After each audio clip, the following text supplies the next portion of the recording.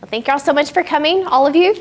Brave the wind and the cold to hear about my project. So I titled this the Transformational Leadership and Education, the Impact of Succession Planning for the Nursing Professional Development Specialist.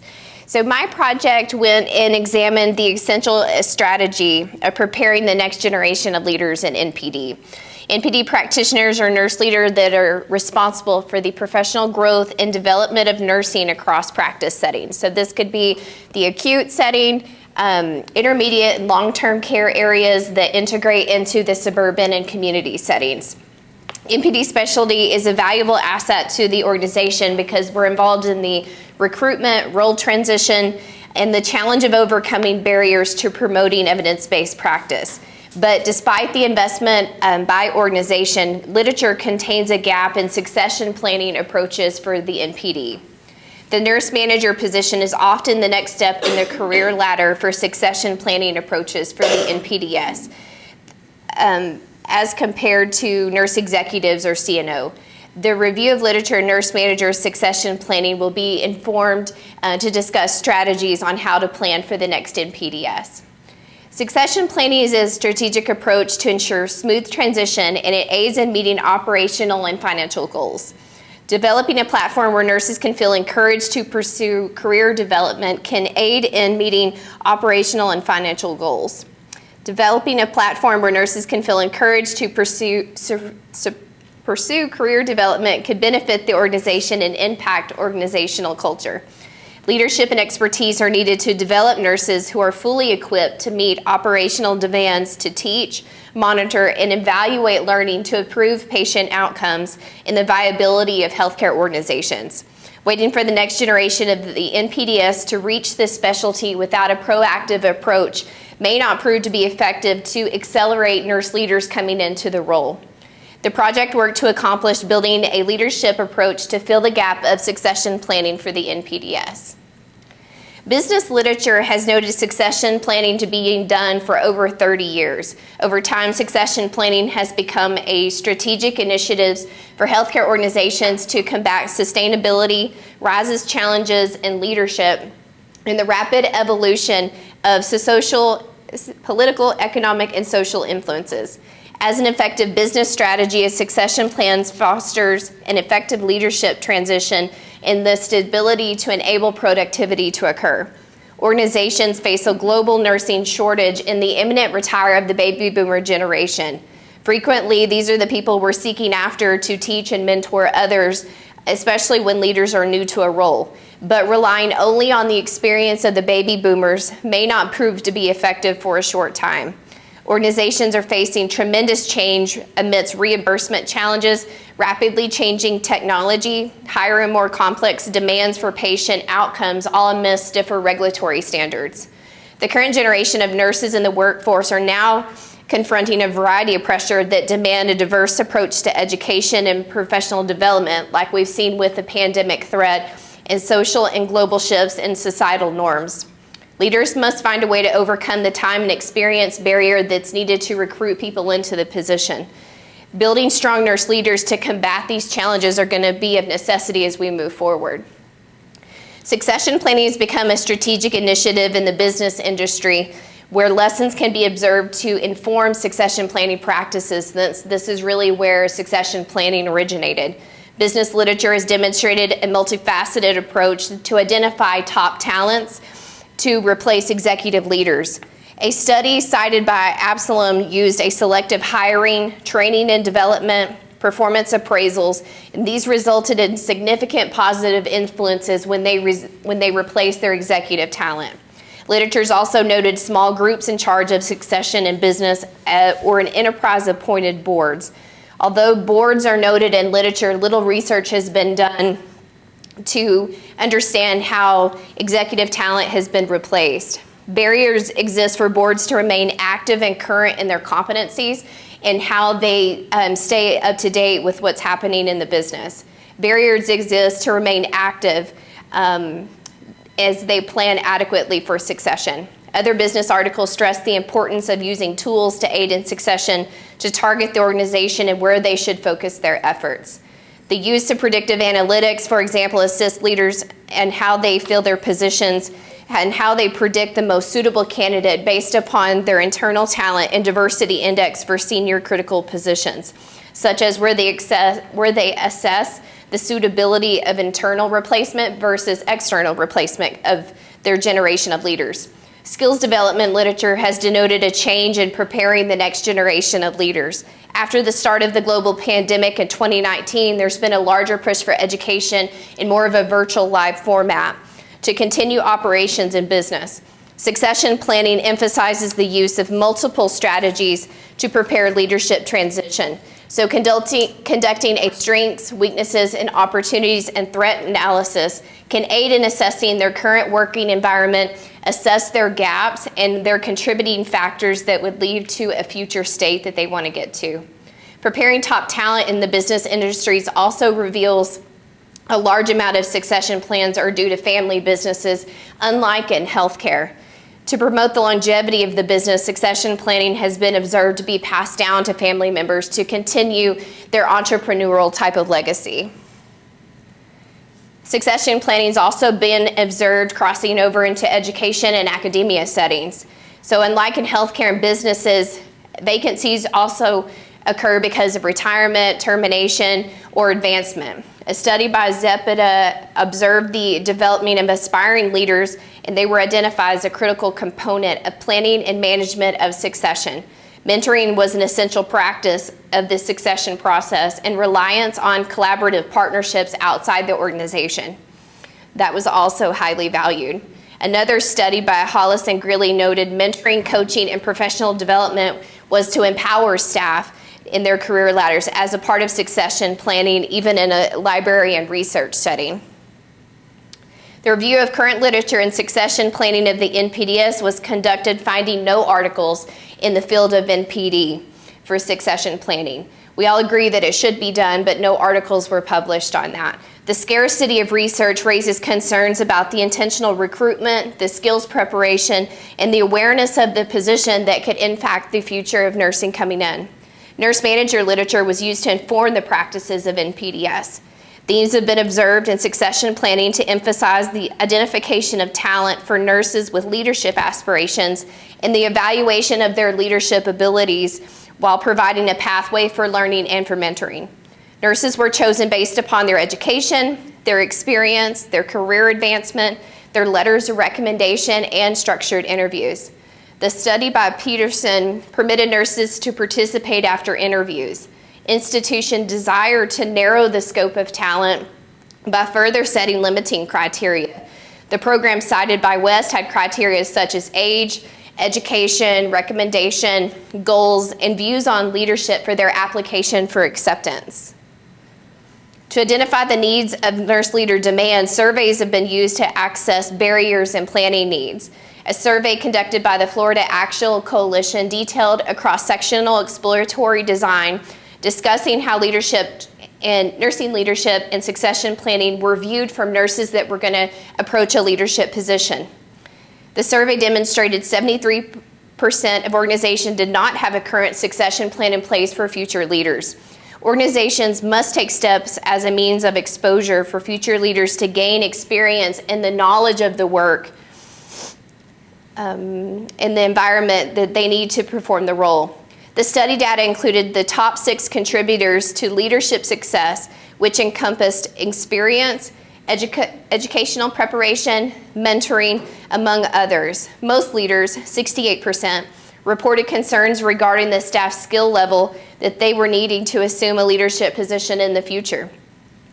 Many organizations have focused on succession planning by developing a set of leadership competencies and skills to navigate a complex health environment.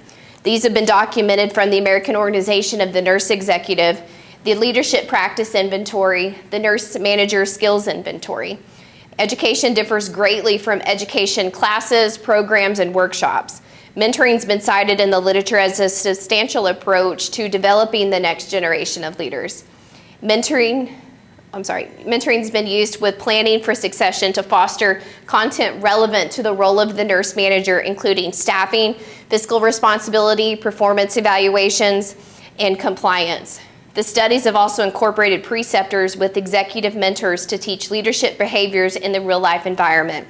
These have also led to consultations from other departments. So the problem that the project attempted to answer really was to how to prepare the next NPDs. Organizations are going to continue to face hurdles to retain their top talent to fill their upcoming positions. Nurse leaders have built succession programs in order to safeguard their internal talent while giving them opportunities for development. Although many agencies have planned for succession, the literature portrays succession programs to differ in the content and then how the program is going to target the candidate. Programs have been implemented without the use of a reliable and a valid instrument to measure the impact of the succession program.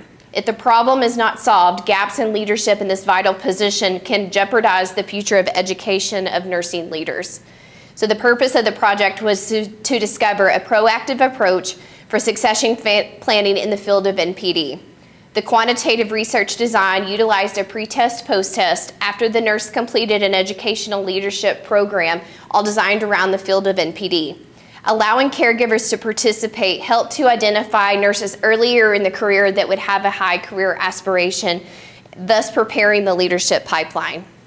So the research question asked in the project is, does an educational leadership program impact the succession planning of the NPDs? One of the limitations was the timeline to execute this study.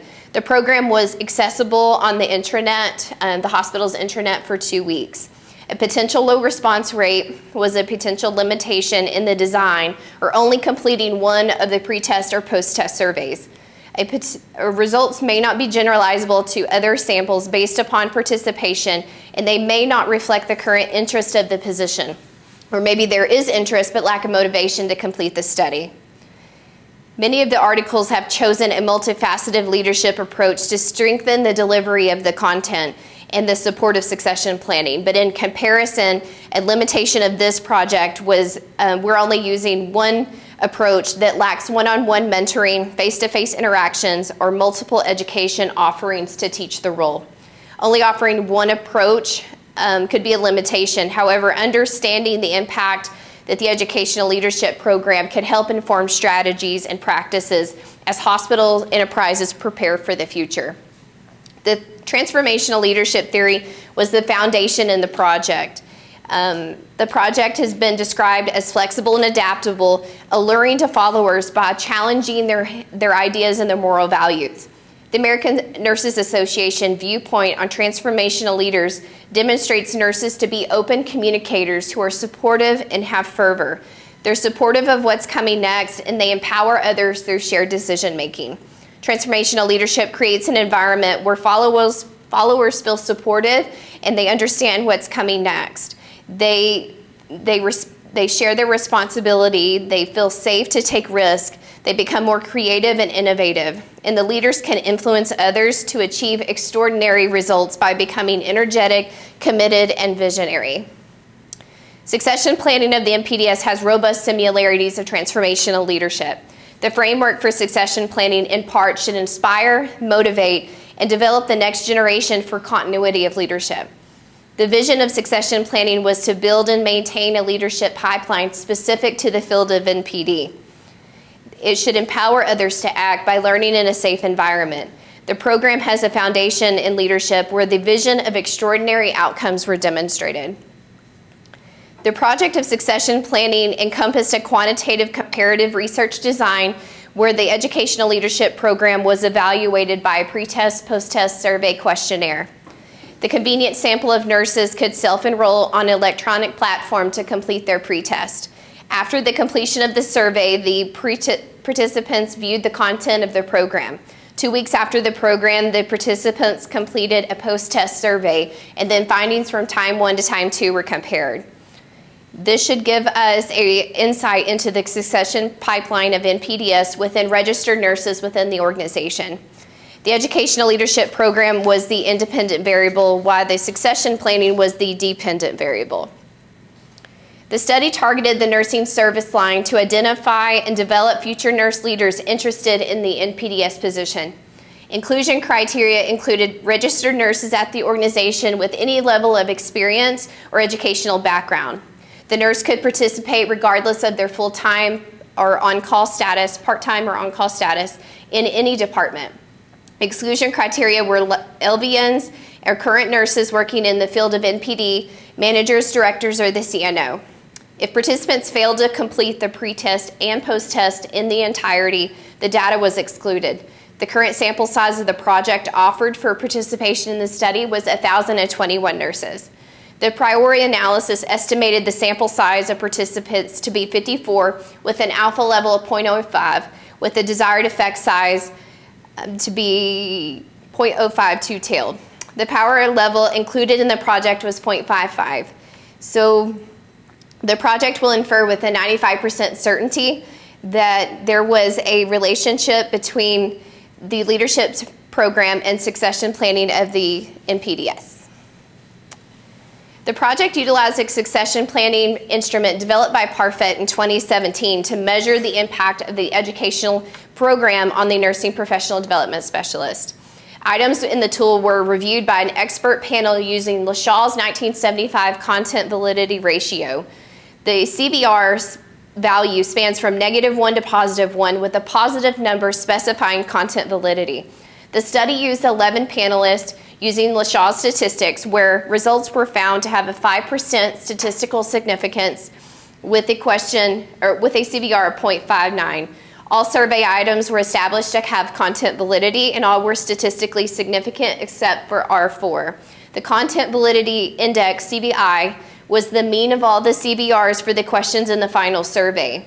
The CVI for the survey was 0.91, demonstrating validity and reliability, exceeding the recommended CVI of 0.80. The instrument used in the pre-test and post-test of the project, and findings were compared from time 1 to time 2. The scale was a Likert type score, which is 1, which is never, 2, rarely, 3, sometimes, 4, frequently, and 5 was always. The tool was broken down into identification of talent questions, retention of talent, and organizational culture. And the questions were answered by the nurse at time 1 and time 2. Permission was obtained by the author to utilize the tool for the project. The intervention of the project was the Educational Leadership Program, consisting of a learning module that we placed on a SharePoint site. The intervention took about 20 minutes to complete. The components of the intervention, including the tenets of nursing professional development, nursing leadership, the essential functions of the position, and the career pathway of the NPDs, all to provide a foundation in the field of NPD. Data was collected to inform nursing and organizational leadership at a point in time about succession planning of the NPDs. The project was placed on a SharePoint site for the Research Council at the facility. The virtual site could be accessed by all nurses from the organization inside or outside of the facility as long as they could log into the authentication process for the hospital. Once logged in, the nurse could access through an online link. Access to the internet was required. Consent was accepted as the nurse was presented with the information about the project and decided to participate. Redcap was the platform used to collect the data from the pre-test before viewing the program. The nurse created a unique identifier using the first 3 letters of the mother's maiden name, followed by the nurse's birth month in 2-digit format, and a birthday day without a space in between. The nurse unique identifier completed the post-test 2 weeks after the educational program was viewed by the following same steps.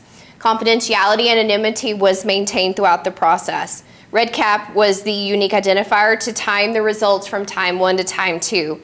Once the nurse created the unique identifier, demographic information was asked. Permission was obtained by the CNE and both IRBs before any data collection began.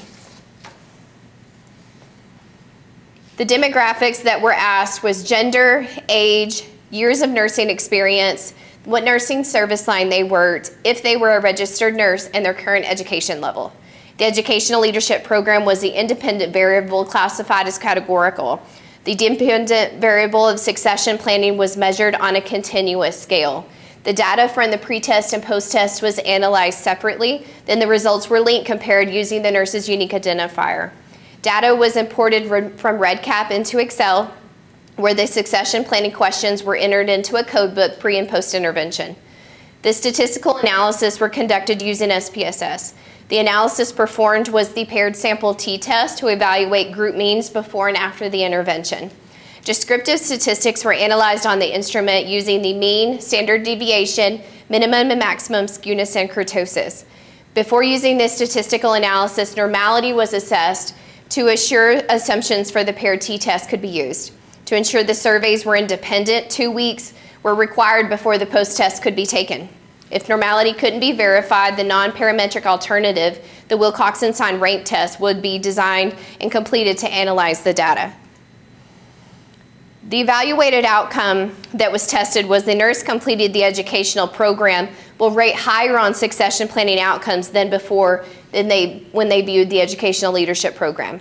The null hypothesis that was tested was the nurse completing the educational program will not change the succession planning outcomes. The data was managed by Redcap and saved on the author's personal drive at the organization.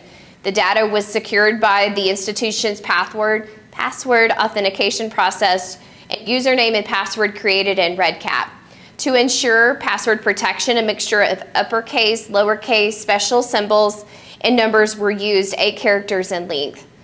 Laptops and computers where the data was accessed were physically protected from any unauthorized use. Information was backed up on a flash drive and maintained in the researcher's home in a locked file drawer.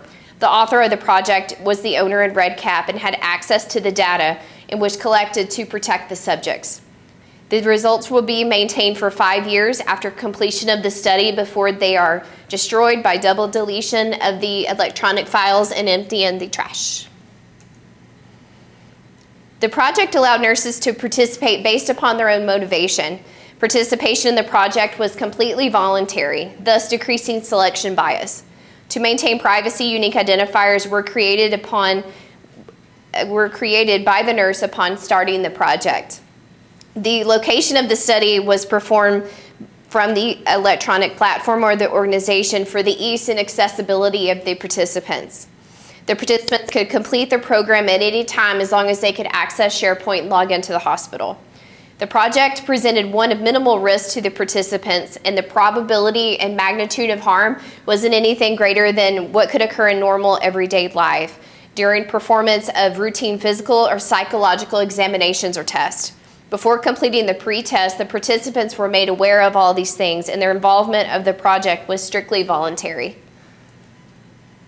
The project faced many threats to internal and external validity, therefore impacting the results of this study. So the project could occur over a total of 4 weeks in the fall of 2020. The fall was typically when the census of the acute setting is typically starting to increase because of seasonal changes and influenza. Having staff without adequate time to participate in the project could impact the results. The project could be impacted also by the staff changing in between departments, being out on vacation, leave, or being busy with patient care where the message of the project didn't reach them.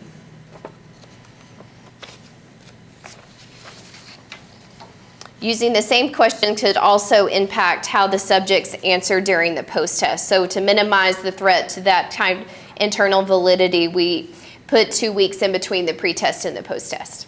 So in summary, NPDs is a valuable resource to develop and maintain essential nursing areas that bring significant and an indispensable part of operations to the hospital. The project helped to provide and narrow the gap on what's known about succession planning and to apply an approach to discover and impact the realm of NPD. The project advanced existing literature in nursing for future studies and for research. So for my findings, the project resulted in 4 participants completing the pre-test and no participants completing the post-test after the project was marketed and shared governance councils as well as being sent out by administrative assistants. A reminder email was sent out 2 weeks after the project started to further recruit and to remind participants of the study, but with no improvement. The researcher then sought IRB approval to extend the study another month while outspreading the study to the Texas region, which included 5 other hospitals within the system. The project yielded no other participants despite recruitment and shared governance councils, emails, and flyers. Once the month extension was ended, the project sought IRB approval again to extend another month where the project's pre-test and post-test could be completed immediately after the intervention. The project led to 11 participants completing the pre-test and 2 completing the post-test. Lastly, the project sought IRB approval again and was extended another month to all registered nurses outside the organization within inclusion-exclusion criteria. The nurses organization included Sigma Theta Tau Nursing Organization and the local Texas Nurses Association groups. For the last extension, the intervention of the educational program could consist of a learning module that was posted in an email, and they were sent out to the presidents of all the local nursing organizations as well as being posted on the SharePoint site. The email contained the consent, the pre-test, the educational program, as well as the link to the post-test. The project yielded 44 participants who completed the pre-test and 10 that completed the post-test. All participants indicated that they completed the instrument in its entirety. However, due to 2 participants not viewing the intervention in its entirety as indicated by the instrument, 2 data points were excluded. The final data points used in the results were 8 completing the post-test and 8 pre-test and 8 completing the post-test. Results were linked using the unique identifier by the nurse. So for gender and age, most of the participants were female at 87.5%, being in the 18 to 34 age range. For years of nursing experience, most were over 21 years of nursing experience, but we see that the nursing service line really was kind of all over the hospital. All indicated that they were registered nurses with the highest education noted as a BSN. Descriptive statistics were analyzed on the instrument using the mean, standard deviation, minimum, maximum, skewness, and kurtosis. The analysis performed was a paired sample t-test to evaluate group means before and after the intervention. The statistical analysis for normality was assessed using the Kolmogorov-Smirnov, where the data was normally distributed. The descriptive statistics were analyzed on the instrument data using the mean, standard deviation, minimum, maximum, skewness, and kurtosis. I get all tongue-tied. Descriptive statistics were calculated on the change variable with a mean of 11.5. The minimum score was 0.10 with a maximal score of 38. The skewness was 0.27 and a kurtosis of -0.49. The Kolmogorov-Smirnov was used to assess for normality of the data and indicated a non-significant result of 0.13, suggesting normality of the data. The parametric test of the paired sample t-test was conducted to evaluate the educational program on the succession planning instrument. There was not a statistically significant increase in succession planning scores from time 1 to time 2. The mean increase in succession planning scores was a mean of -11.5 with a 95% confidence interval ranging from -24.8 to 1.76. The eta squared of 0.74 indicated a medium effect size. The project underwent major challenges in recruitment participation to complete the study of succession planning. Placing the study on the SharePoint site and primary recruiting via technology did not prove to yield enough participation through marketing for the project. There could be lack of interest in the NPDs position, but the conclusion is not well understood from the sample size. Additionally, conducting the project during a pandemic added another layer of difficulty for the project, and we are unable to get a clear picture of how the organization prepares for the next NPDs. Despite an additional 3 months of recruitment using different strategies in different hospitals by different proxies, the study still did not reach priority analysis or statistical significance with the desired participant rate of 54 people. The project inferred with a 95% certainty that there was a relationship between the educational program and the succession planning of NPDs. The project will accept the null hypothesis. Due to the small number of participants to complete the pre-test and post-test, an external threat to validity occurred. The largest barrier in this study was the participants did not complete the post-test for comparison. The study of the project cannot be generalized to another population, so more research needs to be conducted to further further explore strategies to develop NPDs leaders into the field. To minimize the threat to internal validity through testing, the time frame was designed to be 2 weeks. Due to lack of participation during the third and fourth round, we allowed the nurse to complete the entire study at one point in time. So the study faced another threat to internal validity in its results. The theoretical framework of transformational leadership could remain to be an effective approach to succession planning. The project concludes more research is needed to understand the impact of the framework to target nurses coming into the field. The study couldn't correlate how transformational leadership impacted the nurse to participate due to the sample size. Yet the the framework could still inspire nurses to enter the specialty. The findings from the study align with the existing knowledge that we know about succession planning.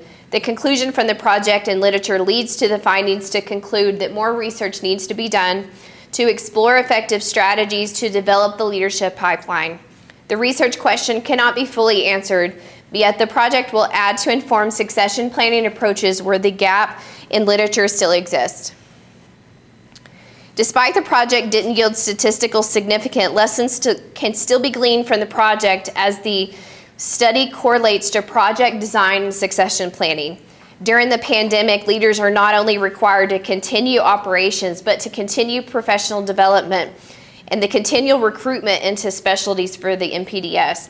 The challenges of healthcare won't stop because we're short-staffed, we're using agencies, and the participation of shared governance to shape how succession planning is done. The project encountered major trials into getting nurses to participate. However, nurse leaders must learn to be agile in research and project development to pursue the translation of evidence into practice. Nurses are going to continue to retire, to leave the organization, to change departments, changing jobs, and this should give nursing leadership the motivation to pursue the intentionality of succession planning. The results, especially during a global pandemic, could lead to a lack of preparedness or incompetent workforce to come and advance into the specialty. The ripple effect could have a devastating impact into the education or patient outcomes for the future. The project recommends further research to be conducted into the field of NPDs to observe and explore additional strategies on how we're going to develop these leaders. Recommendations could include how to recruit and to gain interest into the role, and how and what format's going to be most effective to develop them as a leader, their knowledge level of, and also the knowledge level of them coming into the role. Recommendations could be diving into why a large number of nurses didn't complete the post-test, and if the intervention was an appropriate method for informing frontline staff about the role. Methods to selecting the most effective NPDs are not clearly understood, so a closer examination is really warranted to discover what the impact of how nurses are going to be targeted for quality of care and for education. In conclusion, clinical significance remains relevant for nurse leaders to increase their likelihood that more NPDs positions will be pursued. Improving nursing practice and developing the workforce must be a continual effort by nurse leaders into a variety of specialty, including NPDs and that foundation in critical care and skills development. Further exploration will allow nursing leaders the opportunity to expedite qualified and inspired candidates to improve our advanced care delivery, improve our patient outcomes, and perpetuate nursing leadership for years to come. And then that's all I got. Let's take some questions or comments. I have both. I think it is so unfortunate that your study happened at this time in nursing because it's so needed. We know historically the way that we have had leaders develop is that one leader leaves and they're like, ooh, tag, you're it. Yeah. And you have no education in how to do it. You don't know anything about budget, you don't know anything about staffing, you don't know anything, and you're just scrambling, and it takes 2 to 3 years for you to get up to snuff. Yeah. Good, bad, or ugly. Yeah. And then, by then you're so burnt out and the staff hates you, and you leave. Yeah. So we've done that vicious cycle in nursing Forever. since Florence Nightingale did it. Yeah. And we've got to learn from other industries how to prepare. So what happens so many times, I was just listening and thinking about my experiences in healthcare, what happens is that if there's someone that's thinking, someone that's a go-getter like you, and they think, you know, I really want to be in a leadership role, and you start looking for opportunities and you start doing things, then the people around you, your peers, start going, oh, Yeah. who are you? Oh, or Why are you doing that? And you get pushed out almost to the point, and if you accept a role like an educator or an administrator, then they play the whack-a-mole thing and they try to beat you down until finally you're so dissatisfied you leave and go to another organization. We see that over and over in healthcare because we're not supportive of each other. But I think one of the things that's so important is, as a leader, being okay with seeing someone like you and going, you know what, I want to mentor you. I see leadership potential in you. And I want to model that for you. And we just don't see it enough. We've got to get past the culture. I think this study needs to be done again after COVID. AC, after. We've got to get through it because it's so important that we branch out and we've got to make it different. It can't be the same old thing. But right now, if you are living and breathing and hold a license, you're going to get the job. And so that's unfortunate. We can't be picky right now. I want to see it done again. Yeah. I mean, it was a lot of fun the first time. No, I'm thankful. It was incredibly painful to do it during that time. I think so, you know, personally it was really hard. I have 2 young kids, and I think that was like, I had a lot of growth that was going on within myself, and then just trying to like live during that time and keep my family together. But then I changed jobs 5 times during this program when I was trying to run this study. And so that just, I was going through things and trying to learn how to do this while I was like living what I was seeing in the literature, which was really, really interesting. So I was an educator in the hospital, because I don't know you very, very well. I was an educator in the hospital for a long time. And so when I went to get my manager role, when I transitioned, they were like, it's time for you to be a manager. We've got this unit we want you to open. And so I stepped in that role without any kind of mentoring and stuff. And I had tremendous support. I don't want it to sound that way. But when we think about succession planning, really like we're arm in arm, we're doing this together, like I didn't feel like I walked into that kind of environment. I kind of feel like he was like, we've got this opportunity, now it's time for you to walk through it. So then I started trying to fill my position with people that I had been working with for years, that I'm like, you're going to be an educator, you're going to be an educator. Let's start talking through this, because I've been trying to mentor them. And then I found they had no idea what I did. And so then I'm like, I'm reading all this in literature and like, then I'm seeing it. And then as I get the manager role, then I see it again. And then what you're speaking of on kind of like, well, why you want to do that? That's kind of how it felt with some of the peers and stuff. And I think we've got to, you know, one thing that I've learned through this doctoral journey is we've got to, if we want the cycle of these things to stop, then we've got to stop thinking in the cycles. And this, I think the collaboration and us to be able to kind of take a step back is really, really needed, to just be able to think out loud, outside the box, but within our realities and our constraints of what's happening, and really figure out, like, this isn't working anymore, and how do we fix that? So, thank you. Yeah. Good job. It was really cool to talk to the author of the instrument, so I've never done anything like that when I was trying to find a tool to use for this study. And he was so fired up about succession planning, because he had really found that in his academia, so he was in like a high school, there was nothing like that. I mean, there was very, very few studies. And so, that is the one tool that I found that was reliable and valid to anything that I could use. And so he was like, if you want to collaborate on future studies, like this is what's needed. Like, there are so many, like hundreds of articles that says, yes, we need this. Yes, we need this. We agree. We need it in healthcare. We need it in business. But there's just not a whole lot of studies that demonstrate, because there's just so many different layers to it. So it makes it hard. But like I said at the end, these things aren't going to go away. They're not, we're going to have to figure out how to navigate and pivot and adapt to what we have to do. So. Question about the intervention. So the intervention, you developed that, right?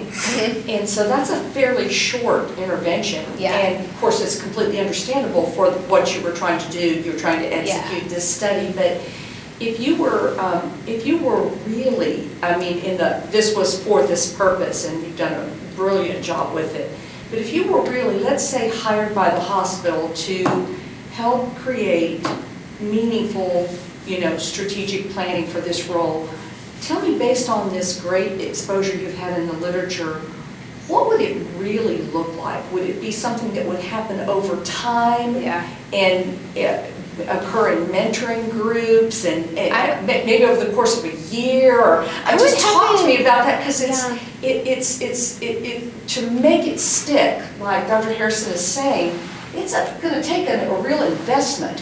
What would it take to actually truly do something like this, where you exited with a cohort that was truly, they knew what they were supposed to do and been coached up into it? What do you think it really take? I could really see something that, start maybe at like the preceptor level. So you've identified people like within the unit that like to teach, that, maybe wouldn't consider themselves like super competent on an expert level, but we know that I can put a student with you, or I can put an orientee with you, and you're not going to eat them, and you've got that spirit, and like you've got some of those foundational elements that we see, and I would start them then, but then have them, I don't know, over time, at least 6 months or a year, because I don't think so much of nursing, we learn by experiment, we learn by real life situations, and some of that I don't think you can get in like classes and workshops, but after that, I think that's where you transition. So it's kind of starting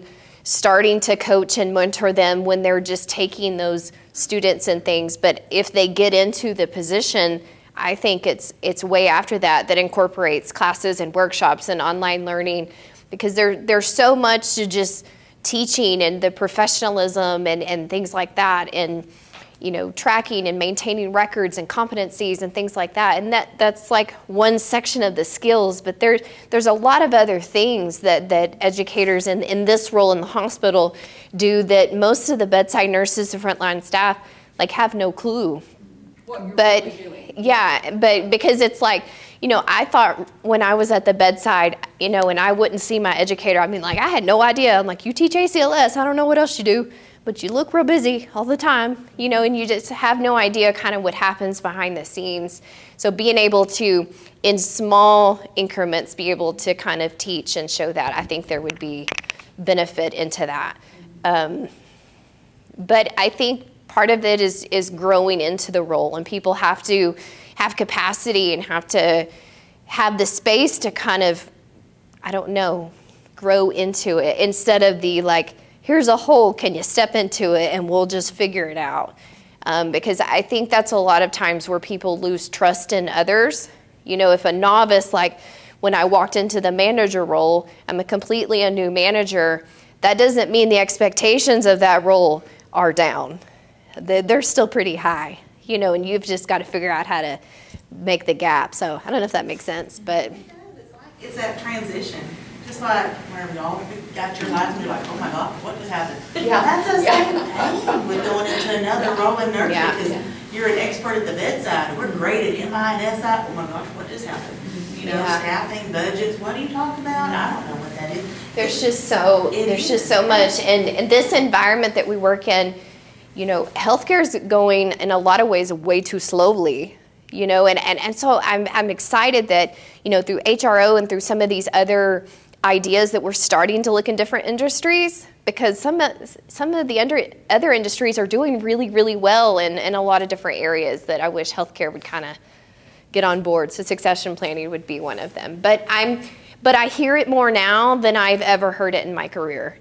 When I started in SI, and even as I was an educator, you kind of talk about who may take the next the next role, but I never really heard of the pruning, and now, you know, I was excited. I know 2 different manager roles that I know probably who's the next manager is going to be, you know, but I that's where we need to like lock arms and put that encouragement on, like, yeah, we are literally a team.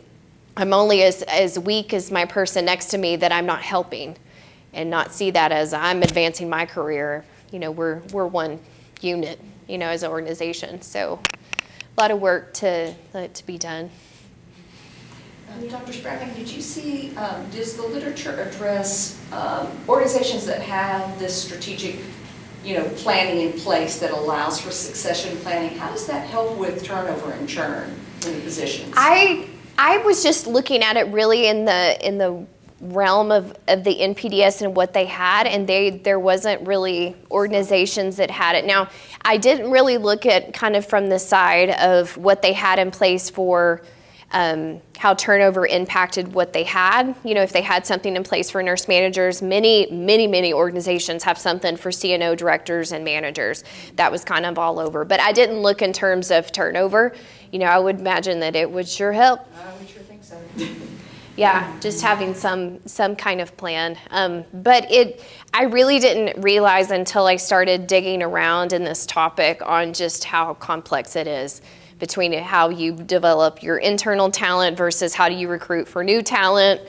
Well, you know, because sometimes that can be hard if you're bringing in external people when you've got people that are trying to aspire to a new role within itself. So that makes it even harder, you know, sometimes. So yeah, very, very difficult. So if you were giving advice to your audience of potential students who are taking next steps, like these lovely ladies are BSN, going to soon be a BSN graduate this year, and you think about your journey through the MSN and the DNP, what advice would you give to them? I would say I just stay curious. You know, through where I've seen myself have the most growth as a person and as a nurse and a nurse leader, a professional, you know, all kind of the different buckets that I would put myself in. When I really stopped putting myself as a label, like, you know, I couldn't go present because like those people go do those things, you know, and I'm not a good writer. So, you know, I'm not going to be able to publish anything or present anything. And I really put a label on myself, and I stopped being curious about what my abilities could be or what my skills could be or things like that. When I just stopped and I started looking more inward on what I could do, that has led me down different paths that has really developed my sense of courage. And it has been so gratifying now to do things that I've never done before. And so now I'm just like, well, if it scares me, like I'll just walk slower instead of not walk at all. There's a difference between that.